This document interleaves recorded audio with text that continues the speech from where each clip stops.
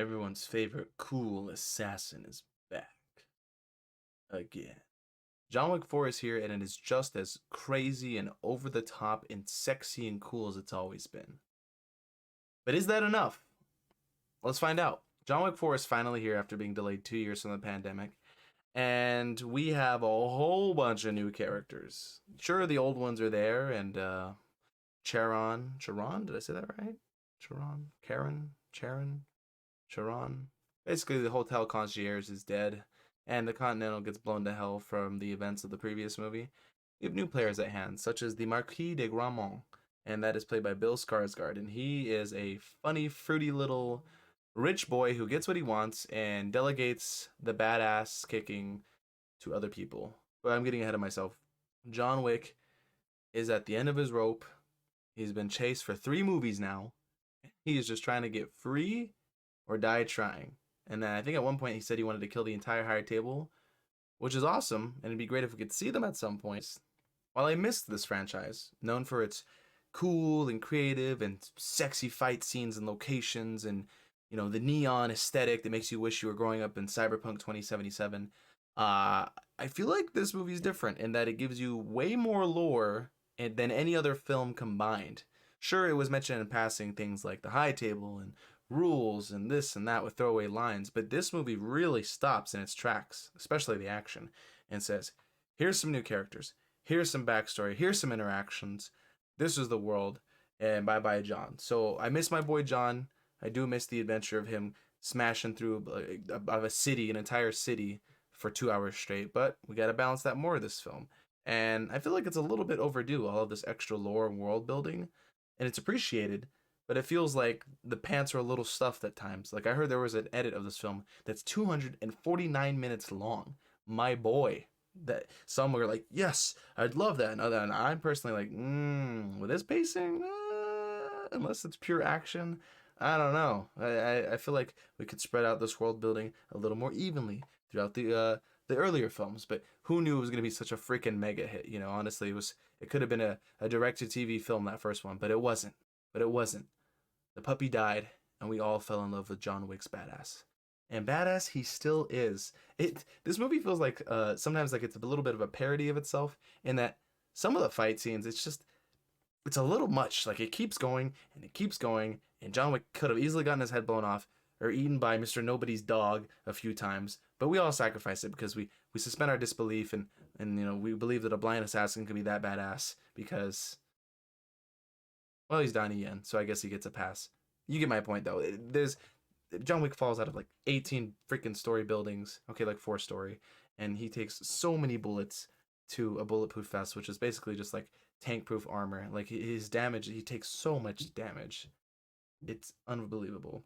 The point is, if you want some badass fight scenes, it's here. If you want some freaking Dragon's Breath shotguns, people getting dome and melted, it's here. If you like if you like John Wick, just going from quest to quest and seemingly pointless mission to pointless mission, it's here. Because if you're here to see him kick ass, he does kick ass. I mean, there's one point where a goon gets hit by a freaking car in Paris or something, and as he's flying through the air, John Wick is just nailing him in the air as he hits the ground. I mean, that's the kind of outrageous shit that we live for. So I'm not mad at that at all. I just feel like the way this movie ends and some of the other stuff, some of the build up, like it's a little too much build up. But perhaps they were going big and going bold because of the ending, which is a little bit of a spoiler we can get into later. All that being said, the new characters are great.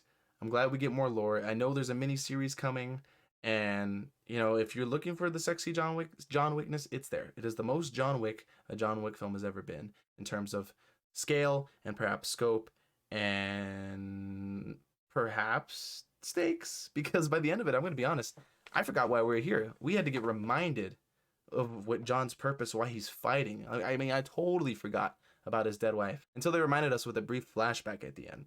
It's just interesting how like the first third of the movie is spent on world building and in lore and new characters, and then we almost like forget about John Wick. I mean, he says like a record low amount of lines in this movie. John Wick says like so little. He's like barely in it vocally, which is fine. If you just want the badass main character, he is that for this film. So it was interesting. I honestly thought Ami Kwan's Mia character might have gotten some more play in this film. Like perhaps it'd be like a buddy kind of cop situation, but that's not the route they decided to go.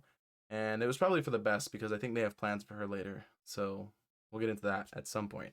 Like the entire movie just feels like a dungeon crawler, kind of ridiculous at some points, but I think it knows that about itself. It has that self awareness. And the fight scenes definitely drag on a tiny bit sometimes. It felt like a tiny bit of like I got lost in the sauce with some of the cuts and some of the stuff there. I feel like this film is just it's winding down. We're winding down and we're stopping before we keep beating a dead horse because the horse hasn't died yet, but it's on its way out. So hopefully we could see what happens with these prequels. I know we have prequels coming up, and we have the Continental series on HBO Max coming eventually. So hopefully we make a lot of lemonade with that, and we can learn a lot more about this world and everything that goes on in it by going backwards. But going forward, I'm now going to get into spoilers if you want to click away if you haven't seen it yet. Going forward, I'm just not sure if it makes sense to bring John Wick back because by the end of this ridiculous duel, which was really cool to see, and I was surprised with how they handled it, and it made sense why they kept Donnie Yen's character around too. It was interesting to see that he just kind of killed over. Finally, the collective hangover from all of the trauma of the last four movies got to him, and he just killed over and died. That death for John Wick was understated and probably rightly so, but I had to be reminded of why he was on this quest in the first place with that flashback from his wife, and I just forgot about why he was doing everything he was doing and this fuel and this anger that kept him going through all of this time. So it felt like a little lackluster. Granted, he's supposed to be this secret underworld assassin, so it's not like they're gonna have fanfare and shots fired in the air for him, but I felt like he could have gone out with a little more, I don't know, in a blaze of glory, but he got what he wanted. He was free, so I guess he can sleep now that he's dead. But I just don't know how it sat with me. I just feel like this whole path in this fourth movie to get to that point, it just felt like I don't know. It just felt like the climax didn't quite land emotionally as it could have for me. We're gonna be seeing him again, I'm sure, whether that's a fake out from the death or just in the prequels. Definitely a solid 8 for all the action and all that stuff. Yeah, a solid 8 for this John Wick film. But did you see it? Hopefully, if you did, and I didn't spoil it for you, you can let me know what you think. On that note, catch you later.